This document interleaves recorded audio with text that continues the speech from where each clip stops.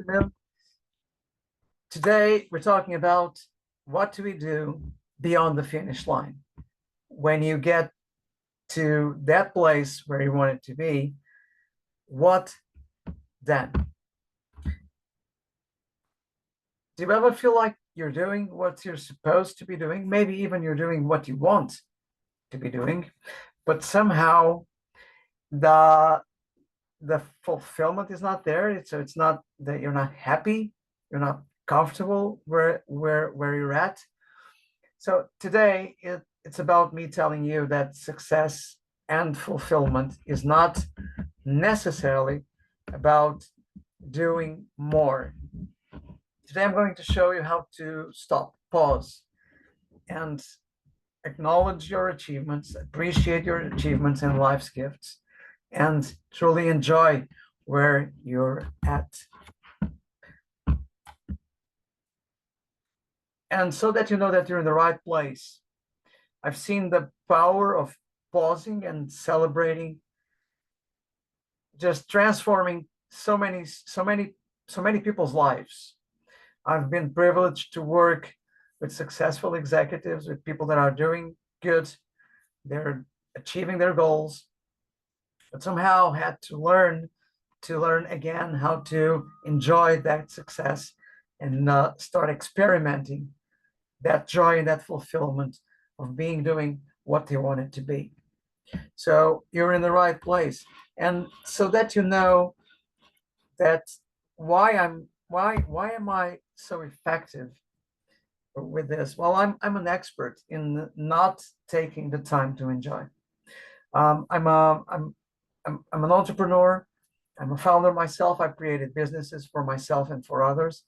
A few years ago, I was the CEO of a successful international company. I was doing six figures, and I couldn't stop to really appreciate that. So in my own personal journey, I've learned that taking the time to enjoy where you're at, what you've achieved, is crucial.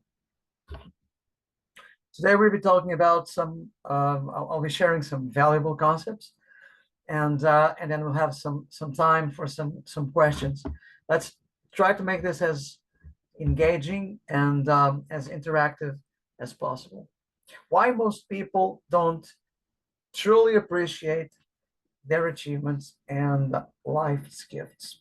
A common factor, I hear this all the time from the people I work with, is I can't slow down. I got to get on to the next thing. And it's external, it's also internal. We're taught this way. We are conditioned to look for the next thing, for the next goal. And we sometimes create our life, our context, our environment, our own creation so that it's pushing us to the next thing. And then we set a high bar, and so that we create this sensation that the achievement is never good enough. Or if I celebrate, I'll lose focus. I'll start slacking. So I have to keep focused on the next thing. Another common thing is about how celebrating might be perceived as vanity, and it's often confused to be humble, to not being able to just to praise yourself and tell the world that you're achieving good things. And sometimes people just tend to overlook the smaller wins, the small little steps, the baby steps that all together combined will eventually lead to that big life-changing goal. Those are not so common. And it's really important to not overlook and to learn how to appreciate those baby steps. Why does it matter to celebrate or not? Why is this important?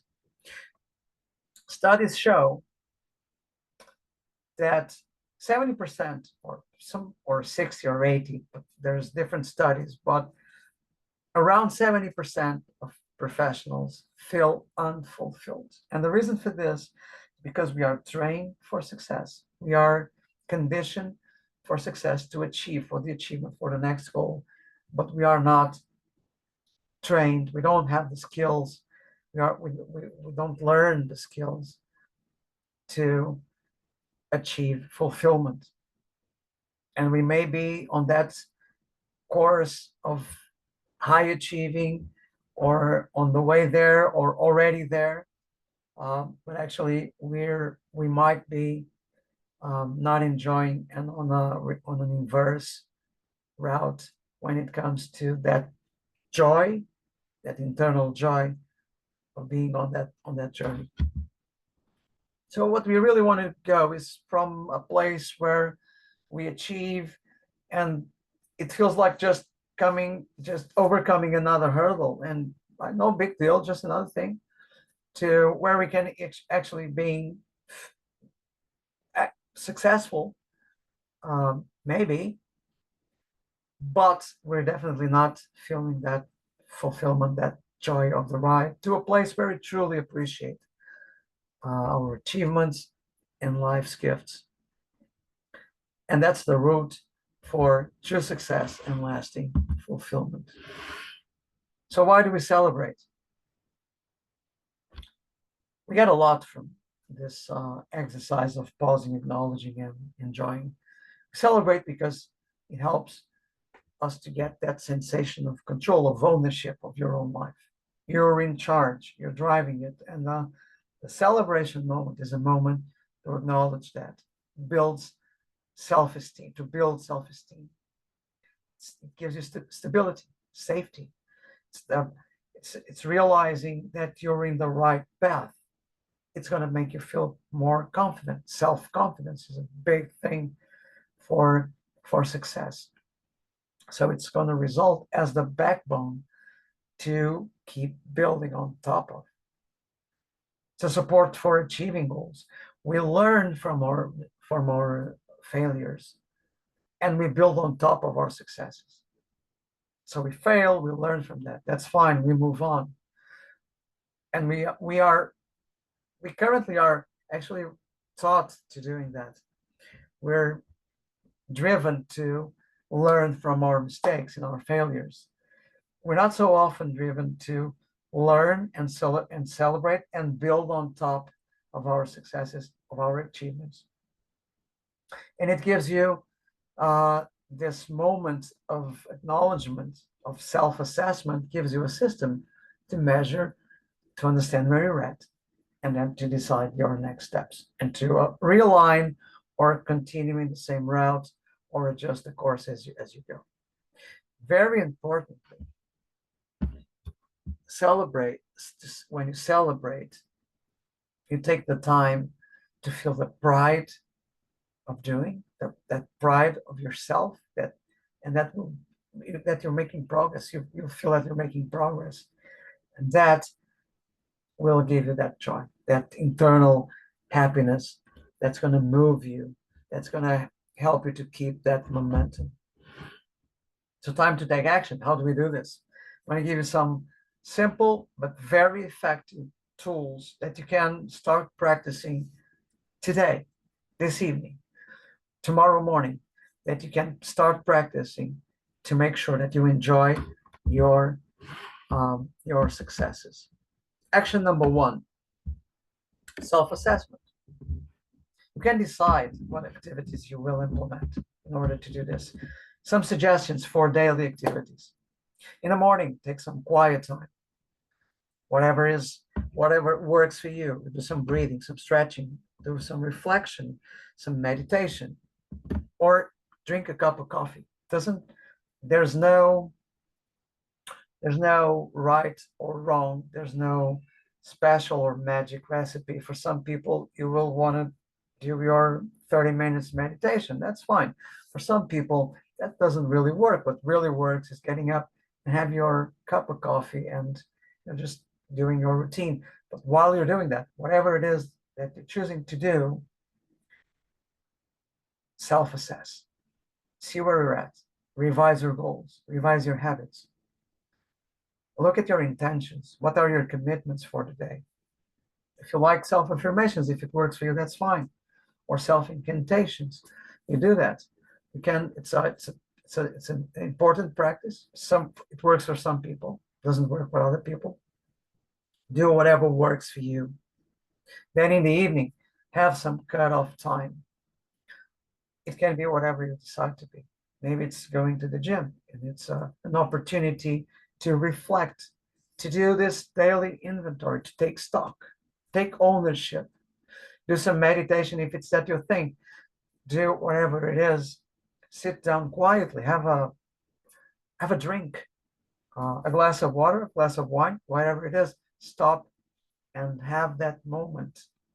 You cannot do half an hour, it's too much. I'm sure you'll find 5 minutes. It can be as effective as one whole hour, as long as you do it consistently every single day. Action 2, a journal.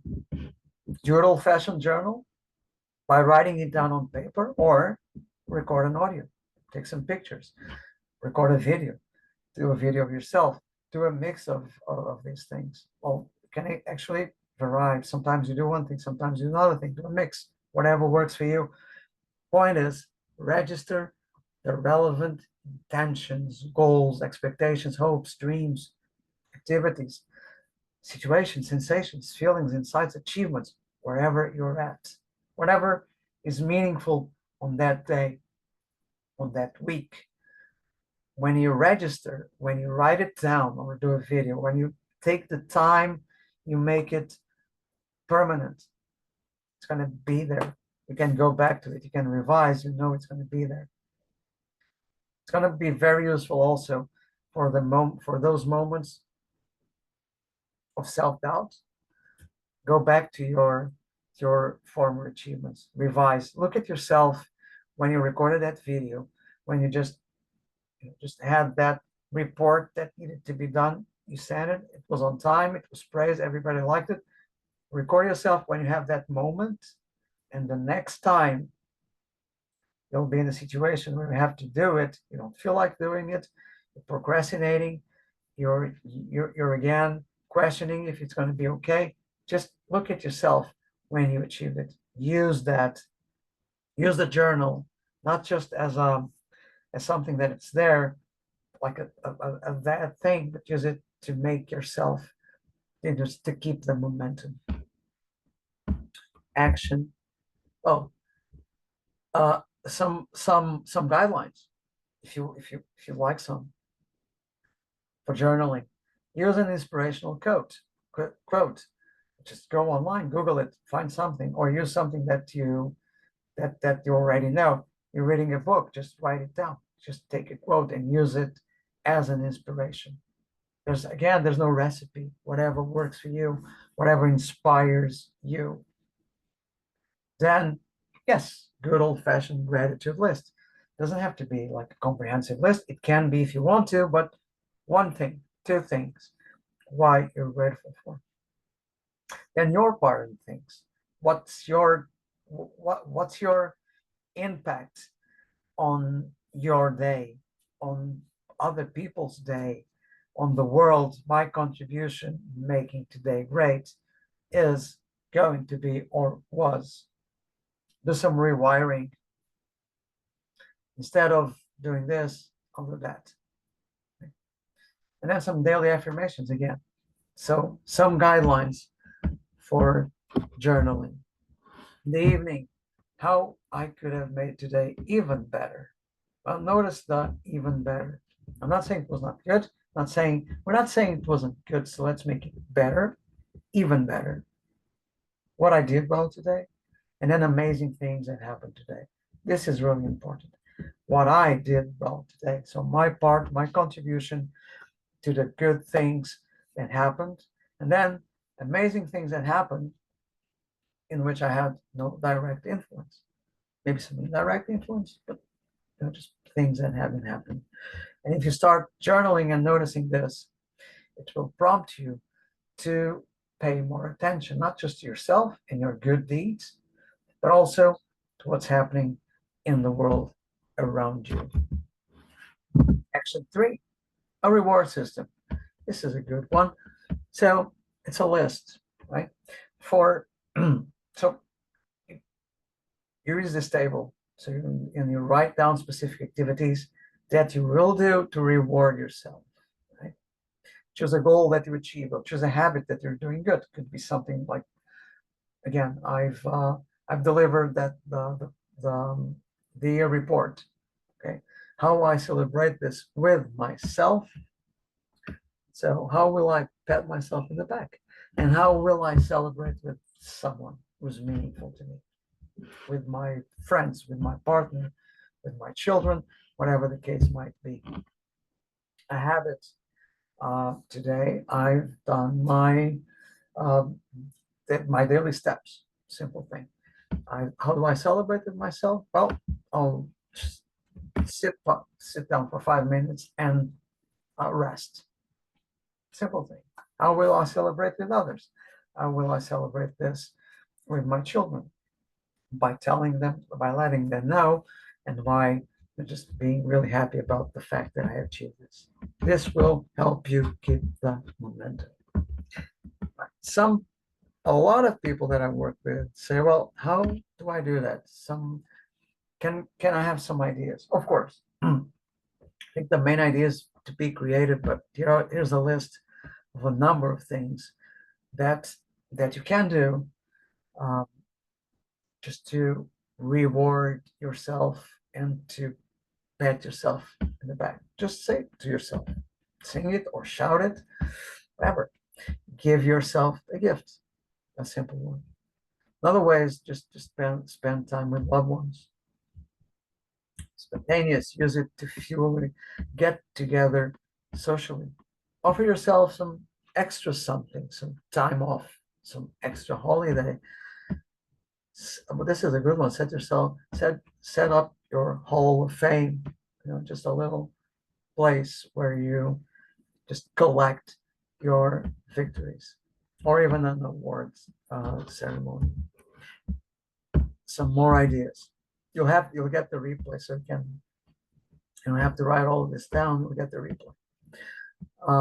So here's a number of things, specific ideas, things that you can achieve. So make a decision. Do these things. Really start to stop, acknowledge, and enjoy your achievements and life's goods.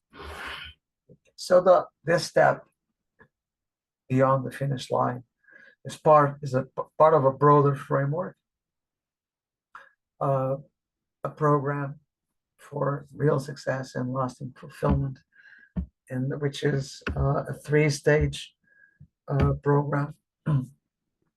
A, B, C, success and fulfillment journey. A is for assess, so it's um, getting in contact with what really matters to you, your aspirations, and what drives you forward. Stage B for to build a clear roadmap to your meaningful goals, by empowered to progress and to achieve. So really powerful goal setting and follow through set of tools. And stage C, which where beyond the finish line is part of that, is to make sure that you truly appreciate success and life's gifts and keep the momentum. Right, good. Time for questions or comments. So if you have any thoughts, or just drop them in the chat, or reach out to me directly, or if you want to raise your little emoji hand. Just for inspiration, this is a poll that I launched this week on social media. When it comes to recognizing, I'd love to hear your opinion on this. When it comes to recognizing your achievements, what do you find most rewarding? One, reflecting on lessons learned. Two, practicing gratitude. Three, treating myself to something special, or sharing my success with others. Okay, I see numbers showing up in the chat just before I open this. This was the result of the poll this week, and I think it's really interesting. The majority of people just chose reflecting on lessons learned. Some of them practicing gratitude, and like a quarter of the people sharing my success with others. This is really interesting. Well, it is what it is. I found it really interesting that 0% of the people that responded chose a special treat for me, and also the majority reflecting on lessons learned, because it still feels like a little bit of work, to be honest. So I think that's interesting. I would love to hear your thoughts about this.